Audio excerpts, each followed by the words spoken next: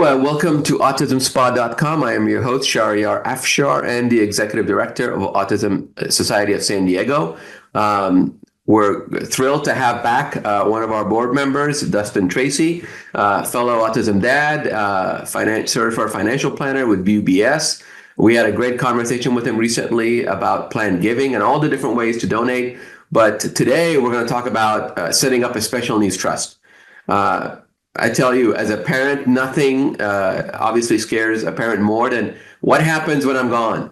And the complexities of setting up a trust, I'm sure, would scare most people off. But wherever you are in life, whatever age you are, it's never too soon to start planning the future of your child. And a trust is one way of doing it. There's other ways of doing it, of course.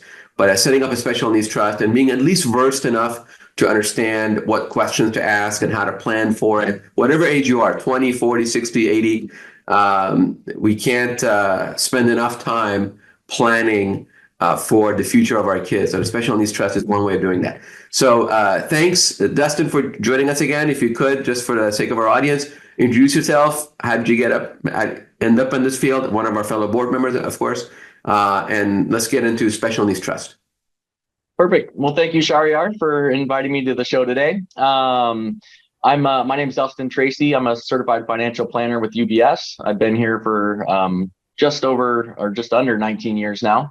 I'm also a chartered special needs consultant. So I do have an additional specialization in our community here. And I've been with the board of Autism Society for almost 10 years. I've served in many roles as treasurer, past president, vice president, and but at baseline, just a supporter of the organization and our community. And then personally, of course, I'm a autism dad. I have two young daughters. The younger one is on the autism spectrum, and so, this has been a learning experience for me over the last decade as I've kind of been introduced into our arena here. But it's really given me a passion to get behind the planning end of it, because that was always my passion when I first got into the industry of finance, and so was planning. And so being able to help families, sort through a very complex field of special needs financial planning is both unique and important, and it's rewarding to me because it allows other families to walk a path that has been walked before, but they have a guide. It's something that when families go through these problems, it's the first time they've encountered many of the hurdles that you'll hear about, but finding a community like Autism Society can really help walk you through that path without hitting every roadblock that that you will inevitably run into. So, so I'm happy to talk about one of those planning options today. There are a lot of different vehicles that we can use when we talk about special needs financial planning, and in 20 minutes, there's no way I can cover all of them. And so I'm going to cover one of the more complex ones at a very high level. And then I'm going to give you a couple of the really important nuances between the different types of trusts. And then I'm going to give you three really important players in the trust process. And so that's where we'll start. Fantastic. No, it's very important. I know not every family or parent may be thinking about a trust yet, to be honest. I always explain life as an autism dad or parent as where you go through several milestones. There's a pre-diagnosis, there's diagnosis, there's post-diagnosis, there's whether you put your kid on meds, whether you get an advocate to pull your kid out of school and put him in a special needs school, if that's what his behaviors or her behaviors require. How long can they stay at home? I mean, there's so many decisions, right? It's so overwhelming as a parent. And one of the great joys I have in this role, not only as a host of this podcast, but as the executive director of this great organization, is helping families navigate, like you say, through that. And so we love it when people contact us. And, we have the Ask line that's available. You can contact the Ask line. We have resource specialists that are working to answer, deal with all the bureaucracy and all so many, like you say, roadblocks, pitfalls that is endemic in this life. And all we're trying to do is remove one of those roadblocks. We can't remove all of them, but we can certainly help you on this journey every step of the way. So special needs trust is one of those big things that keeps a lot of parents up at night. What am I doing enough for my kid? What else can I do? Do I have enough disposable income to even plan for a trust? How much will it cost? Lawyers, tax accountants, financial planners. I'm busy enough dealing with my special needs kid 24. How am I gonna? So as two dads, I just like to, calm and alleviate fears. And hey, listen, we're all in this together. Don't worry about it. Let's figure out how we can help you one step at a time, and make those long-term plans. Because nothing, I think, as a parent makes you feel more at ease and peace if you've done the best you can from a planning perspective for your child, right? Well, whatever behaviors they have. Just knowing that you've done the best you can, that brings you peace, and that's all we're here for. So, take it away. It's the uncertain future that we're trying to plan for here. Right. Not knowing what trajectory our child will eventually go on, and all that. So planning for an uncertain future is always difficult, but I think that's where one of the areas where a special needs trust is very effective, because they can be built very with a lot of flexibility within them to go ahead and adapt as situations change. So right. I'll start off just where you ended right there, though. I mean, as a special needs parent, we all know that you have limits on your time, energy, and money. First, we want you to know that you're not alone in that at all. And when it comes to actually planning for that, 78% of people do not have a comprehensive special needs plan. 56% of people don't know where to start. They don't know how to find someone that has the expertise to help them. 25% have done no planning at all. And so, know that you're not alone if you're in the early stages or you haven't started at all here. Finding someone that can help is one of the most important parts. And I think that's where us as an organization can really come in and help support our members and our community, is really in connecting individuals with who they need to be connected with, when they need to be connected to them. Building a team that is cohesive is one of the most important things you can do with special needs financial planning, because what you're going to find out is there's not going to be one person that can do it all for you. Someone in my role as a chartered special needs consultant, I kind of view myself as the financial quarterback for families here, where I'm able to understand what the need is and try and connect individuals with the services and the professionals that they need to help get the plan in place. And so, second, know that regardless of how much money you have or what your financial situation is, there are options to put a plan in place. It does not have to be a full-fledged special needs trust. There are a lot of other items that can be put in place that can still get that planning going and have an effective plan without the need for a special needs trust. So no, this is not a one-stop shop for everybody. But it is one of the more popular options, and really at the crux of what a special needs trust is. It's a supplemental trust, meaning that it's built to supplement the needs of an individual that are not covered by the federal benefits that disabled individuals are eligible to receive, like SSI and Medicare. So when you look at what a special needs trust does, is it allows you to save funds for an individual's future needs that are very uncertain. And so it's understanding that this is a way to set funds aside for an individual.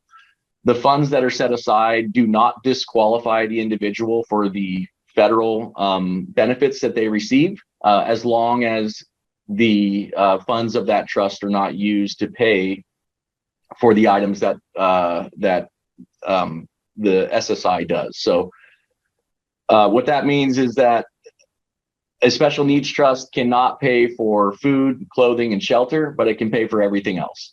SSI is designed to pay for those first three items, and so this is a way to save for supplemental needs above and beyond that. There are a few different types of special needs trusts, and so it's important to understand, kind of from an initial planning standpoint, when they need to be set up, who should be setting them up, and how they should be structured. So there's really two important questions that come up when you're dealing with a special needs trust, and that is, who is funding it? Is it the individual with a disability, or is it a family member? Is it a grandparent? Is it a parent? Is it someone other than the individual? That is going to tell us the answer to the first question, which is it a first party trust or a third party trust? There are very different outcomes on the back end of this planning, depending on who funds it. And this gets into a situation where the second question that you're going to ask yourself is, what happens with these funds when the individual with a disability is no longer around? And so when the individual with a disability funds these trusts, it's a first party special needs trust. That generally happens when a grandparent has named an individual with a disability as a direct beneficiary of their estate. So let's say mom or grandma passes away and gives a child with a disability X amount of dollars. If those funds exceed the federal limits, which are extremely low, at $2,000 of total assets, you're basically disqualified from both SSI and from your Medi-Cal, Medicare programs, depending on what state you're in. That can be obviously devastating for our community, which depends on both the services from Medicare, but also funds from SSI to pay for housing, shelter, clothing, those really needed items. And so when you have a first party funded trust, the detriment to that is when that person passes away, there's a payback provision that's included in for that, where Medi-Cal is able to come in and reclaim the cost of care that they've given that individual over their lifetime. So when you look at a special needs trust set up for a family, and maybe you have multiple kids, one of the last things you want to do is fund a special needs support trust for one of your children. God forbid something happened to that child. Instead of those funds being spread out to the rest of your children, Medi-Cal, Medicaid, Medicare would come back in and actually pull back much of the remaining assets in that trust to basically repay themselves for the services that were provided to that individual. So that can obviously significantly harm family assets down the line if they're not eventually used for the child with a disability or adult with a disability. The other way, and the more effective way, in my experience, to create a special needs trust is to have it funded by a third party, meaning that actually mom or dad creates it, a grandparent creates it, an aunt or uncle creates it, but someone other than the individual with a disability creates it for their benefit. And then it can be used as a vehicle to accept in, whether it be inheritances, gifts, whatever it is from anybody at all. It can all come into one special needs trust and be used to support that individual over the rest of their life. And the real benefit of that comes from when it's funded by a third party, there is no Medi-Cal payback. So if you, for my situation specifically, I've created a special needs trust for my daughter. my parents, my grandparents, any in-laws can contribute into that special needs trust if they want. Those funds will eventually be used for the care of my youngest daughter. But if for whatever reason something happens to her and she is no longer around to use the funds, any remaining funds from that trust can then be rolled over into our family trust and can be basically given to my other daughter. And so it really keeps the funds in the family and allows for the most effective use of those assets. I think one of the biggest fears individuals have when they create a trust like this is that any residual funds left in it are going to be pulled back by the state and not given to the family. So making sure on the front end of it that you've got it structured properly from a who's funding it standpoint will help clarify those issues down the line. So once again, when we look at special needs trust, there's two main types: the first party and the third party. There's also a pooled special needs trust, which is generally used for smaller accounts.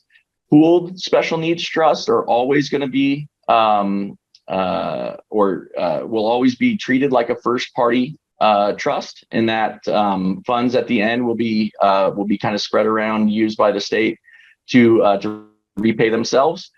And so from a planning standpoint, if you're able to create a third party trust ahead of time and get in front of when actually these funds start moving around, it's very beneficial, because the worst thing you can have happen is basically have the individual with a disability personally named as the beneficiary of these assets, because once they come to that person, there's only one ability for them to fund this trust, and that's in a first party trust. And that of course it still has benefits in that it's not going to disqualify them from federal aid or their medical benefits. But at the same time, if we can get in front of it from a planning standpoint and have this vehicle created ahead of time, it makes a lot of sense to do so. When we look at special needs trust again here, there's going to be a process that you have to go through to set them up. And so this process involves engaging an estate planning attorney. You're going to want one that has a specialization with special needs.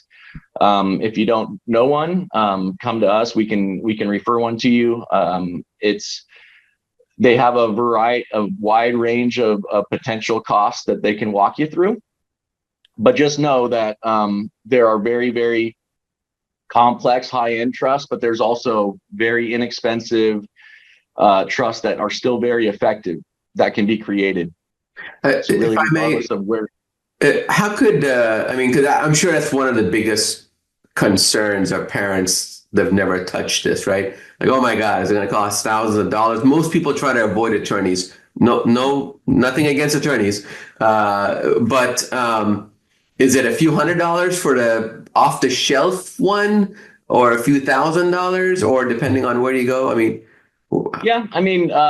It really depends on where you go. You can go to LegalZoom or something like that and get a very, very relatively inexpensive one, but it's going to be a template-based item where most of the information is going to be built in there, but maybe it's not going to be very customizable, or maybe it won't have a lot of the individuals in the succession built in that we'll talk about here in a second, that you can get from a more astute estate planner. But when you talk about creating a trust in general, you're generally looking at a cost of probably somewhere between $2,000 and $4,000 to create one with an actual attorney. You can create them outside of that for less. You can also create. Just make sure you have a will in place. If you don't want to go through the whole trust process, just make sure that you willed your assets to something other than, or someone other than the individual with a disability, so that way you're not disqualifying them down the line, and you still have something that has a transfer process in place. Or what I've seen a lot of people do is create a trust and then put all their assets in the trust, and then make their various special needs and their other family members beneficiaries of that trust. So it acts as a will in so many ways to avoid probate and all those other things. Yeah, and so part of that, it sounds like you're talking about a family trust for the individual. One of the important parts of that is, even if you have a family trust that names one of your kids and holds that money in trust for them, if it's not deemed a special needs trust, it will still disqualify them from federal aid. Right. So it's really important that even in the parents' estate plan, that that when that final distribution occurs, that the distribution is to a special needs trust for the benefit of X, Y, and Z. Right. for that child. If even if you have a trust in place, family trust in place, and you've named and when you actually disperse those funds to beneficiaries, even if they're held in trust, if it's not held in a specific special needs trust, it will not work properly. So it's once again, there's a few nuances, but you want to be careful about just putting all your assets in a trust with traditional beneficiaries, because that won't always solve the problem. There has to be a second step where you go into a specific special needs trust. Yeah. And the reason for that is because I mentioned it right at the beginning. It's a family trust. It will cover all needs. A special needs trust is only available to cover the supplemental needs above and beyond what the federal aid pays for. So that's the specific nuance between the two. That's good to know. And you know what? Just so, because we got a few minutes left, just for everyone's clarity, you need a special needs attorney. If you don't have one, we can recommend one. And you need a financial planner together. And I'll add to it, because this came up for us as well. How will your child be managed day to day? There's a non-legal amendment or appendix you can add to any special needs trust that basically takes whoever is managing the trust through all of your child's specific needs. He or she gets up this morning, he eats this. Those are not legal things, but it's part of your will and it's part of your family trust to make sure your child is managed the way you want that person to be managed. That's my experience. But anyway. So I know we only have a little bit of time, so I'll hit a couple items really quick, and you hit on it already. It's the players involved in the trust. So the first one is going to be a trustee. You're going to need a trustee in place of that trust. That trustee is oftentimes initially thought of to be a family member. Our recommendation is that the trustee should have a lot of experience actually with the managing and filing for special needs trusts. So looking for a professional fiduciary to be a trustee or a professional trustee for this trust is widely recommended, and we can get into some of the details on that on a subsequent call. But that would be the first player, is making sure that you have a trustee in place. They're going to be the ones that manage the tax filings, making sure the trust stays in compliance for federal rules and all that. So very, very important piece. The second piece, I believe, is what Shahriar was just talking about, is the trust protector. This is an individual that typically knows the individual well, is somewhat astute at high level planning, but maybe doesn't have the time commitment to really, be involved in the tax filing and all the other details that need to go on for the day-to-day maintenance of the trust. Trust protectors are also viewed as someone that can give recommendations to the trustee if there are amendments to make in the future. So someone that has a good feel for what the family really wants for this individual in case situations change. So trust protector would be, generally someone can be from the family, should really know the individual well, but should also be a very, good high level decision maker. Right.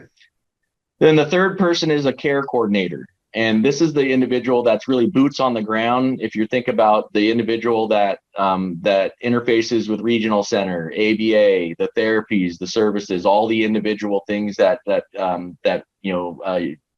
you have for your child or adult to thrive. Having that person in there to really navigate the nuances of, whether it be respite care, IHSS, all the other things that are available to our community, but just from a non-legal standpoint. That part falls on the trustee. Care coordinator really falls to the care aspect of it. And then, so those are the three individuals that should be part of the trust. And then the supplemental document that should be part of the trust is the plan of care document. And this is the owner's manual for your child. So right. No one knows your child better than you. All of their good, bad, indifferent.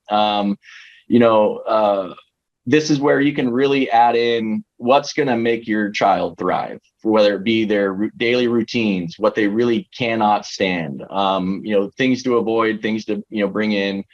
All of those items that don't necessarily need to be in a legal document, but should really be in a plan of care document, so that the individual that is picking up, stepping into your shoes, knows, really has a plan of success in front of them, where they, as long as they stick to this, they have a very good chance of both not, upsetting the routine of our child, which we all know where that goes.